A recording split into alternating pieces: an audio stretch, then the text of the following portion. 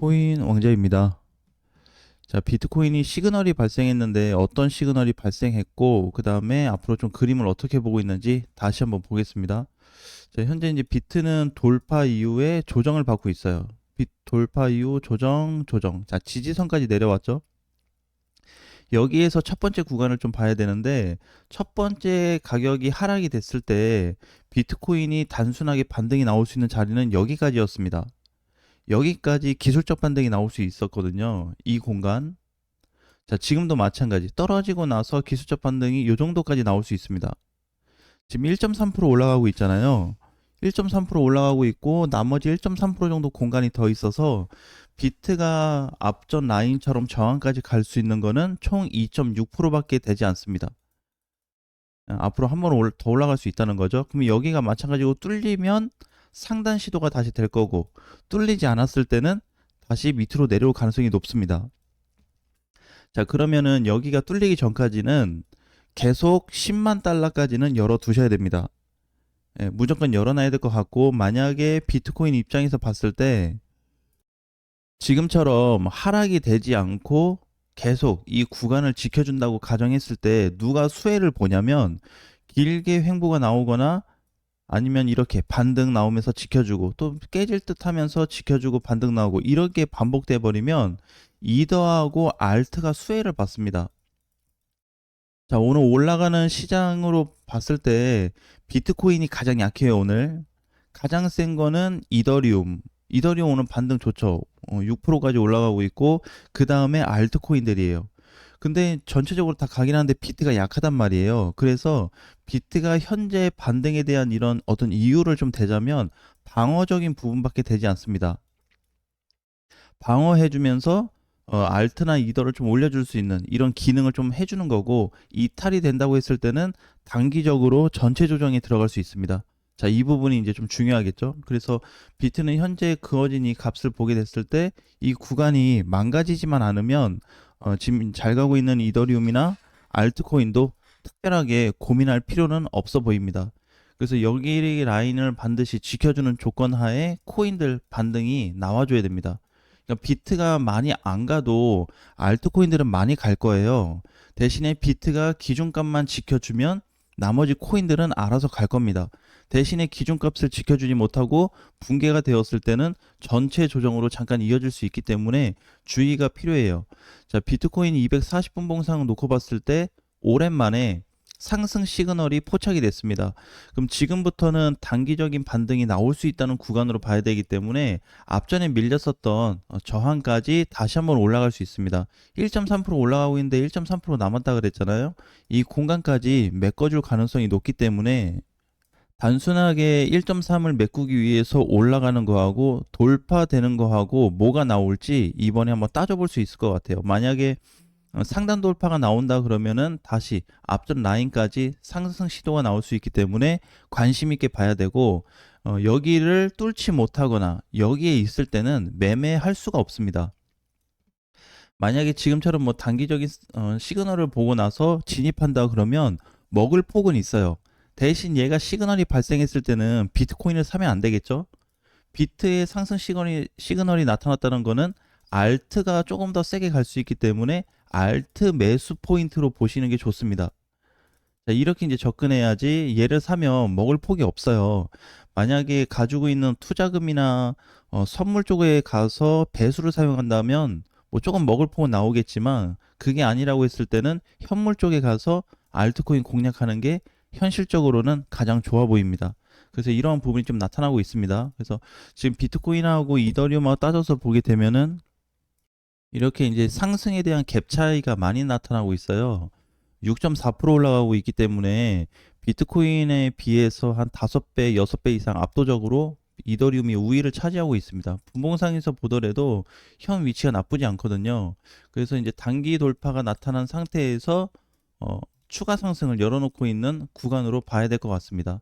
돌파 이후 추가 상승 라인으로 보는데, 비트코인이 만약에 지금에 나타난 게 단기 시그널이라고 하더라도, 하루 이틀짜리라고 하더라도 추가 상승으로 놓고 본다면 이더리움이 더 올라갈 수 있는 포인트가 있기 때문에 비트를 보면서 이더를 사든지 비트를 보면서 알트를 매매하는 공략이 현실적으로는 가장 좋아 보이고, 대신에 가장 중요한 거는 지금 비트를 보면서 계속 검토를 해야 되는 게, 가지고 가면서 다른 코인들을 확인해 보거나 매매를 해볼 수는 있지만은 이 구간이 절대 망가지면 안 됩니다. 그래서 꼭 신경을 많이 쓰셔야 돼요. 왜냐면은 이번에 이 구간 돌파가 실패됐을 경우에는 올라갔다가 다시 내려올 거예요. 이렇게 되면은 또 세 번째 바닥으로 오기 때문에 심리적으로 많이 위축이 될 수 있습니다. 그러니까 가능하면은 바닥 구간에서 사서 이탈 시 빠르게 손절하는 거, 이게 가장 좋은 방법이거든요. 비트를 사는 과정에서도 똑같고 이더리움이나 알트코인도 똑같아요. 최대한의 11만 2천 달러 기준에서 진입을 하는데, 이거 보고 여기 왔을 때 알트를 사서 이탈되면 빠르게 손절하는 거는 알트도 똑같습니다. 비트든 알트나. 그래서 포인트 자체를 기준을 비트코인으로 잡으셔야 돼요.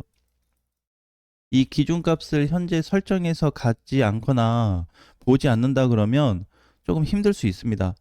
그래서 이제 오락가락 될 수 있어요. 자, 그래도 지금 이번에 빠진 거 보면은 그 조정대, 이 조정 구간 중에서 다 밀리긴 했거든요. 중소형 코인들 정말 많이 안 빠졌습니다. 자, 이게 헷갈릴 거예요. 왜 저게 많이 안 빠졌다고 하는지. 마이너스 10%짜리도 있고 마이너스 5%짜리도 있고 1%짜리도 있는데 이거 왜 많이 빠졌다고 안 보냐, 이렇게. 그러니까 얘네만 딱 가서 보게 되면은 그냥 망가진 것 같아. 다 깨진 것 같거든요. 근데 그렇지 않아요. 이거를 이제 평균적으로 보는 겁니다. 평균 값을 냈을 때 전체 코인들이 하락률을 재어보는 거예요. 대장들 하락 대비 알트코인들이 얼마나 밀렸냐, 이제 이걸 따져야 되거든요. 단순하게 퍼센테이지만 가지고 밀렸다라고 정의를 해버리면 코인을 못하죠, 투자를. 그래서 이제 전체적으로 내용을 좀 따져서 본 다음에 평균적으로 내가 가지고 있는 게 그래도 고점에서 밀린 건지, 바닥인데 바닥에서 추가 하락이 나온 건지, 약간의 반등 나온 이후에 여기서 반등 나와서 눌린 건지, 이런 걸 좀 따져야 되거든요. 그래서 단순히 퍼센테이지만 가지고 계산하게 되면은 오차 범위가 많이 생길 수 있습니다. 그래서 그렇게 하면은 좀 어려울 것 같고, 비트가 어쨌든 7월 10일 날 돌파 이후 지금 자리를 잘 잡아주고 있기 때문에 결국에 전체 박스권에 대한 하단부에 온 상태라고 기억을 하셔야 됩니다. 이렇게 보면서 알트하고 이더리움을 대응하시면 될 것 같아요. 그러면 이제 반등이 좀 얼마나 나타나 줄까? 지금 시그널도 발생했고 단기 바닥에서 반등도 나왔으면 상승으로 올라갈 만한 포지션 구간이 좀 나와줘야 되거든요. 가장 현실감 있게 볼 수 있는 거는 가격대를 이렇게 봐야 될 것 같아요. 여기 하나, 이렇게. 자, 그러면 대략 한 11만 7천 달러가 살짝 안 되거든요. 이 정도까지 일단 반등 기대를 해봐야 될 것 같습니다. 자, 이 정도.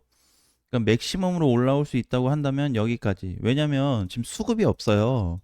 분봉상에서 수급이 들어와 줘야지 크게 간다, 갈 수 있는 설정이 될 수 있는데, 지금 거래가 없이 하락으로만 밀렸던 와중에 거래가 쏟아졌고 이거에 따른 단기 반등, 기술적 반등밖에 해당이 되지 않다 보니까 혹시 중간에라도 조금 분봉상에서 강한 매수세가 들어와 준다면 상단 돌파도 가능합니다. 그러니까 앞전 저항 라인이 뚫리지 않으면 절대 못 가거든요. 그래서 결국에는 이 구간을 좀 중요시 봐야 될 것 같고, 그러면 여기서 붕괴된 이후에 매물이 발생했거든요. 매물 발생 이후에 상단 시도 실패, 다시 하단 왔고 상승 시도가 될 수 있습니다. 이렇게 돼서 또 실패가 되면 거의 하방으로 올 가능성이 90% 이상이기 때문에 이 부분을 가지고 당장 매수한다 안 한다를 정의하지 말고 짧은 단타 정도는 가능할 것 같아요, 오늘. 왜냐면 일단 비트코인이 시그널이 발생했으니까 상승에 대한 무게감이 더 높다, 이렇게 볼 수는 있거든요. 그거를 기준으로 단기적으로 짧게는 가능하겠지만 이거 가지고 현재 뭐 추가 매수나 신규 매수로 좀 진입하기에는 부담스러운 부분이 없지 않아 있습니다. 그래서 지금 비트코인을 보는 거는 지표를 대신해서 보는 거예요. 전체 지표를 대신해서 비트코인 하나로 보는 겁니다. 그러면은 이것만 가지고도 충분히 시장 상황을 잡아볼 수 있기 때문에 현재 올라가고 있는 이더리움과 알트코인들을 얼마나 더 끌고 갈 수 있을지, 상승에 대한 저항까지 가능할지 충분히 공략 가능한 위치라고 보고 있습니다. 그래서 이 부분 잘 살펴보시면서 비트코인 값이 지금 하단부는 11만 2천 달러예요. 외화 기준으로 이 부분 꼭 메모해 두셨다가 종가 붕괴 시는 이탈이다 또는 내가 가지고 있는 코인을 자르겠다라는 거, 그게 성립이 안 됐을 때는 단기 상승이 좀 더 커질 수 있다는 거, 이 두 가지를 같이 가지고 가야 돼요. 왜냐면 한쪽만 가져갈 수밖에 없는 게 비트코인이 지금 역사상 고점이고 5개월 동안 상승이 됐어요. 그러니까 여기에서 무조건 간다 이렇게 볼 수가 없습니다. 되게 부담스러운 자리란 말이에요. 그러니까 비트는 부담스러운 자리고 중소형 코인은 그나마 끌고 갈 수 있는 자리인데, 두 개를 비교했을 때 비트를 당연히 중소형 코인처럼 아이 끌고 가도 괜찮다 이렇게 그냥 단정 지을 수 없단 말이에요.